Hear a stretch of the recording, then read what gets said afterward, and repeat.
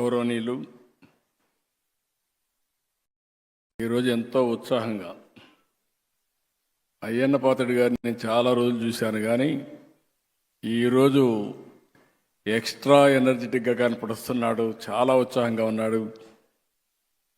మనిషిలో ఒక సాటిస్ఫాక్షన్ ఉంది, ఒక మంచి పని చేశామని.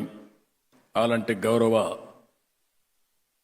శాసనసభ అధ్యక్షులు అయ్యన్న పాత్రుడు గారు, మిత్రులు గౌరవనీయులు డిప్యూటీ సీఎం పవన్ కళ్యాణ్ గారు, సరే ఎన్టీ రామారావు గారు ఆ రోజు ఏ డైలాగ్ అది చెప్పాడో డైలాగ్స్ మాత్రం ఎక్కడ రాజీ పడలేదు. రఘురామకృష్ణరాజు గారు చాలా బ్యూటిఫుల్గా, చాలా నిండుగా చెప్పగలిగాడు. ఆయన చూసినప్పుడు మళ్ళీ ఎన్టీ రామారావు గారి డైలాగ్స్ మనకు గుర్తొచ్చే పరిస్థితి వచ్చింది. పయ్యావుల కేశవ్ గారు ఎప్పుడు కూడా ఫైనాన్స్ మినిస్టర్స్ ఏదైనా చెప్తే దానికి అడ్డంకులు పెడతా ఉంటారు. అందుకే అయ్యన్న పాత్రుడు గారు చెప్పారు, అడ్డంకులు పెట్టకుండా డబ్బులు ఇచ్చారని.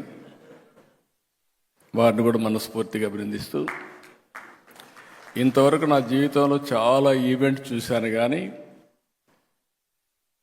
45 సంవత్సరాలుగా చాలా కార్యక్రమాలు చేశాం.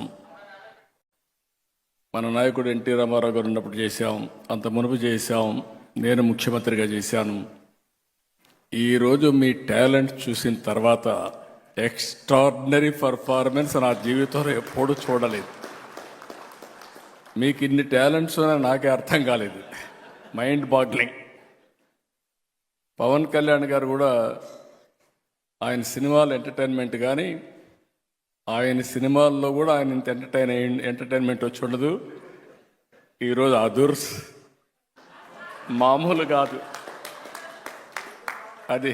అది చూసినప్పుడు ఎమ్మెల్యే ఎట్లా యాక్ట్ చేయాలనో పర్ఫెక్ట్గా సూట్ అయ్యాడు ఆంజనేయులు గారు. సరే, మా విష్ణుకుమార్ రాజు గారు యాజ్ యూజువల్ మీరు ఎప్పుడు ప్రమోట్ చేస్తారో నాకు తెలియదు. 4 పిల్లలు,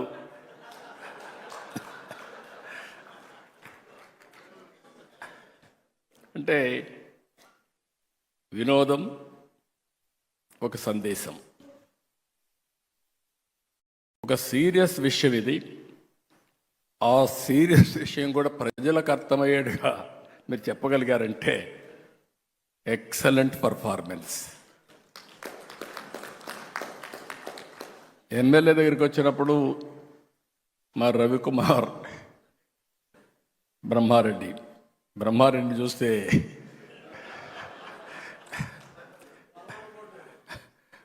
ఒక పక్క కార్యకర్త ఏమడుగుతాను అట్నే అడిగాడు. ఆంజనేయులు ఎమ్మెల్యేగా ఎట్లున్నాను అట్నే ఉన్నాడు. ఇప్పుడు ఈ రోజులు ఎమ్మెల్యే కాదు, అది పాత రోజులు ఎమ్మెల్యే. ఇకపోతే ఈశ్వరరావు నాకు అర్థం కాలేదు, విజయ్ కుమార్ వాళ్ళిద్దరిది.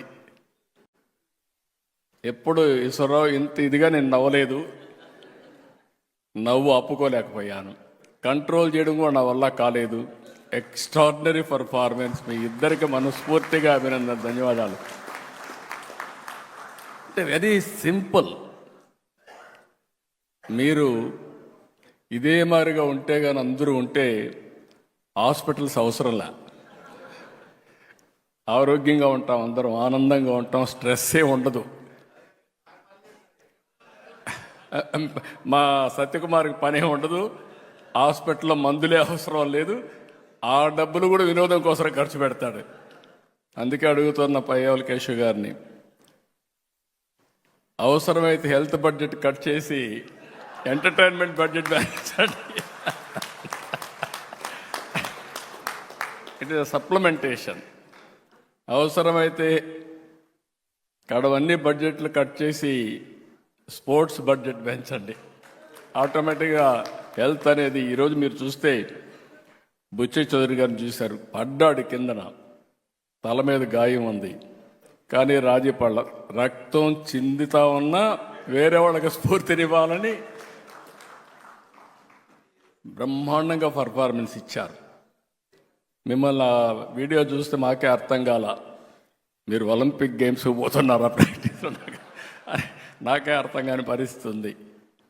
అంటే మీరు ఆడిన విధానం, మీరు చూపించిన చొరవ, ఆ స్ఫూర్తి అన్నింటికంటే రాష్ట్రంలో క్రీడా స్ఫూర్తిని మీరు రగిలించే పరిస్థితికి వచ్చారు. ఒక మాటలో చెప్పాలంటే నేను గద్దె రామ్మోహన్ రావును చూశాను, అన్ని ప్రైజులు ఆయనే కొట్టేశాడు. ఇక్కడ కూడా తెల్లవారితో నిద్రలేసి పాదయాత్ర వాకింగ్ చేస్తూ ఉంటాడు, అది ఇక్కడ రిఫ్లెక్ట్ అయ్యింది. అదే మరి మహిళలు అయితే అందరూ కూడా పోటీ పడ్డారు, కొద్దిగా ఎంటర్టైన్మెంట్లోనే తక్కువగా ఉన్నారు. స్పోర్ట్స్లో పర్ఫెక్ట్, కానీ ఎంటర్టైన్మెంట్లో కూడా రావాలి మీరు. నెక్స్ట్ టైం నుంచి వస్తారు, అదే నెక్స్ట్ టైం నుంచి వస్తారు. ఇవన్నీ చూసిన తర్వాత నాకు ఒక స్ఫూర్తిదాయకంగా ఎమ్మెల్యేలు కానీ అసెంబ్లీ కానీ ఉండాల్సిన అవసరం ఉంది. మనం ఎప్పుడు మిత్రపక్షం లేకుంటే ప్రతిపక్షం లేకపోతే అధికార పక్షం అనేది ప్రజా సమస్యలపైన పోరాడడం కోసం తప్ప వ్యక్తిగత విభేదాలు లేవు. మేము చూసేవాళ్ళం, హోరాహోరీగా పోరాడేవాళ్ళం.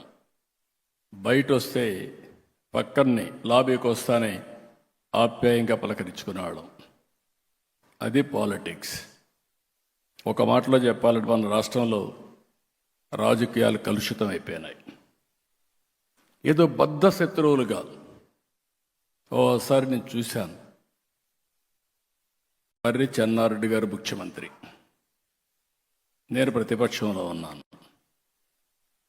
నేను ఎమోషన్లో బల్లగుద్దాను, అసర్టివ్గా చెప్పడానికి. ఇమీడియట్గా ఆయన కోపం వచ్చింది. చాలా ఎగోయిస్టిక్గా ఉంటాడు ఆయన. కోపం వచ్చింది. కోపం వచ్చి ఏమిటి ఏమనుకుంటున్నావు, బల్లగొత్తావను అన్నాడు. నేను కూడా అదే స్పిరిట్లో 10 సార్లు గుద్దుతాను, ఏం చేస్తారన్న. గమ్మను కూర్చున్నాడు. That is the sportive man. ఒక స్ఫూర్తిదాయకమైన అపోజిషన్ ఉన్నప్పుడు అదే మాదిరిగా తిరిగి రిప్లైలో పర్ఫెక్ట్గా సమాధానం చెప్పేవాళ్ళం. ఒక వ్యక్తి ఎప్పుడైనా సరే పార్టిసిపేట్ చేసినప్పుడు, ఆర్గ్యుమెంట్ చేసినప్పుడు మీరు సమర్థవంతంగా దాన్ని తిప్పికొట్టడం కానీ, వాస్తవాలు చెప్పడం కానీ. ఈరోజు మనందరం ఒక విషయం గుర్తుపెట్టుకోవాల్సిన అవసరం ఉంది. అసెంబ్లీ అనేది ప్రతిపక్షాలకు జవాబుదారీతనం కాదు, ప్రజలకు జవాబుదారీతనం. ఆ విషయం మనందరం గుర్తుపెట్టుకోవాల్సిన అవసరం ఉంది. అసెంబ్లీలో మనం మాట్లాడే ప్రతి మాట రాష్ట్రం మొత్తం వెళ్తూ ఉంటుంది. మొన్నటి వరకు మీరు చూస్తే అసెంబ్లీ ప్రొసీడింగ్స్ వస్తే టీవీ కట్ చేసేవాళ్ళు, అంటే మన బూతులు వినలేక. ఈరోజు నేను గర్వంగా చెప్పగలుగుతున్నా, ఆ రోజు కౌరవ సభగా ఉండే అసెంబ్లీ ఈరోజు గౌరవ సభగా తయారైంది. ప్రజలు కూడా మనల్ని ఫాలో అయ్యే పరిస్థితికి వచ్చారు. ప్రజలకు కావాల్సిన సమస్యల పరిష్కారం, ఒక పాజిటివ్ మెసేజ్ కావాలి. బూతులు తిట్టుకుంటే మనకు ఆనందం కానీ, తిట్టిన వాడికి ఆనందం కానీ, ప్రజలకు కాదని చెప్పి కూడా నేను మీకు తెలియజేస్తున్నా. నిన్న మీరు చేశారు స్పోర్ట్స్ 3 రోజులు. మీరు ఇక్కడ స్పోర్ట్స్ ఆడిన విధానం మీరు చూస్తే రాంప్రసాద్ రెడ్డి కానీ స్పోర్ట్స్ డిపార్ట్మెంట్కి కానీ ఇంక ప్రమోషనే అవసరంలా.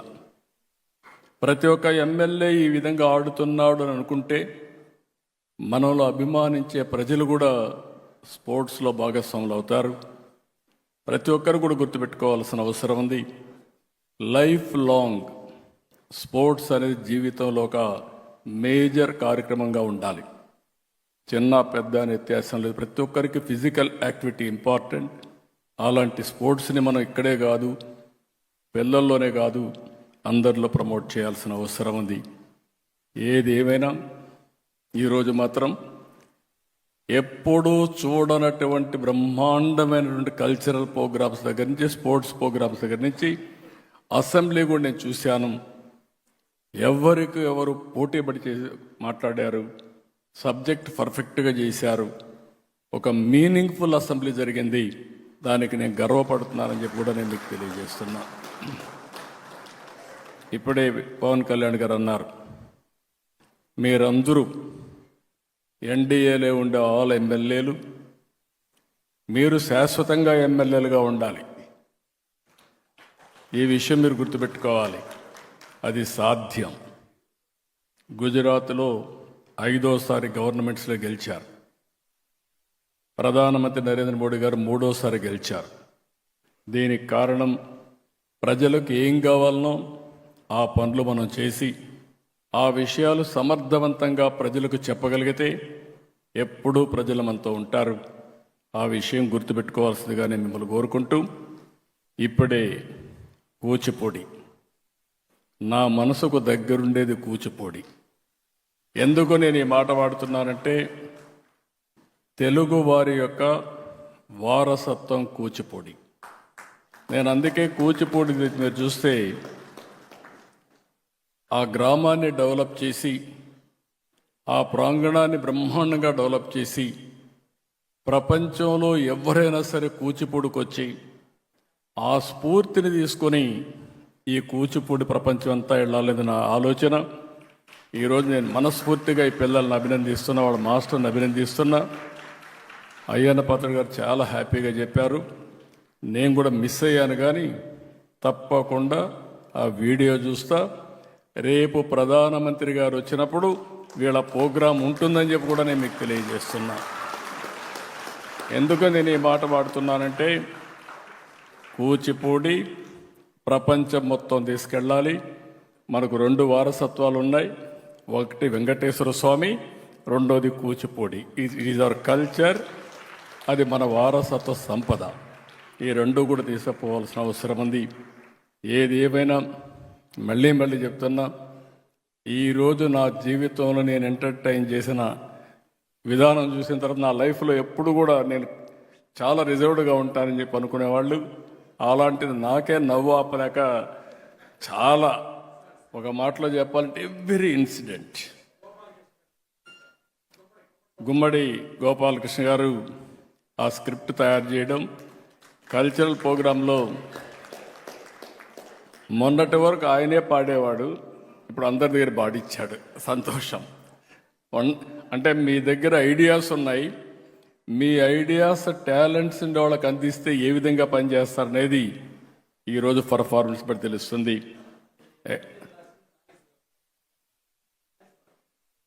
ఇంకొక పక్కన